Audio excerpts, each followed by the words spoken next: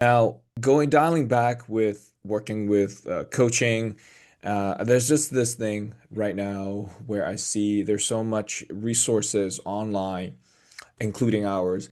What would you say the two difference between working with somebody as a coach to prep your first show or your second show versus doing a self-coaching? Now, why I ask this question is I'm finding many individuals who have worked with a coach before, they probably their first show, and then they'll go ahead and try a second show, maybe a year or two later, but they'll prep themselves. Now, what are some of the advantages and disadvantages of those? Yeah. So obviously, like prepping yourself, you're gonna have a financial benefit because you're not gonna have to be forking out as much money throughout that process, which could potentially help with stress around money when it comes to competing, as it can be an expensive sport. In terms of prepping yourself, especially towards the last 2 months, I see it all the time with guys where they'll be like, "Oh, I'm just gonna prep myself," and like the last month comes around, like, "No, I need to get somebody to help me," because they're kind of losing it a little mentally. Because when you are in that prep state, like there's so much like your anxiety is like elevated. I believe there was one study that said something like close to like a tenfold in your anxiety and your ability and like so like your ability to be rational dips down a lot. So you start making some silly you start doing some silly things when you're close to the end of your prep. And a lot of times it could be if somebody is always scared to be looking small, sometimes they might overfeed or do many refeeds or not lose the appropriate amount of weight to get truly shredded for the stage, which I see quite a bit. Or on the other end of the spectrum, when people are super hardcore and they're just digging, and they're just chasing conditioning.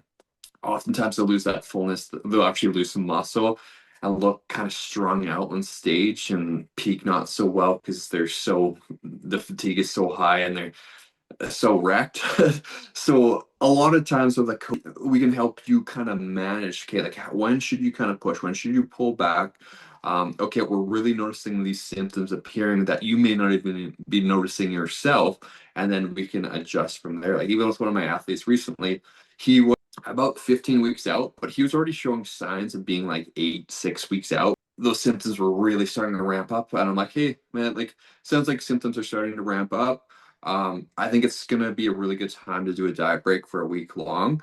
And like I could tell he was a little bit resistant to it just because he's like, oh, I'm in so much momentum. But I'm like, dude, like these symptoms are gonna get worse. And if we don't kind of reduce them now, it's gonna be really hard to make it to the end.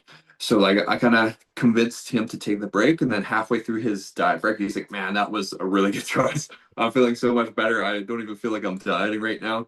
And then we went back into it.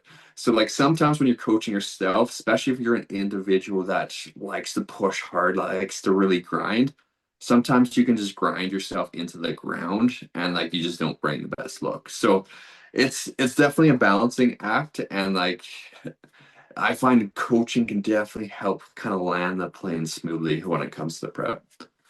Yeah, I would agree. Even a very experienced athlete, in especially in bodybuilding, it's also always good to have an extra eye, just to watch over your progress and just to watch over you. Because yeah,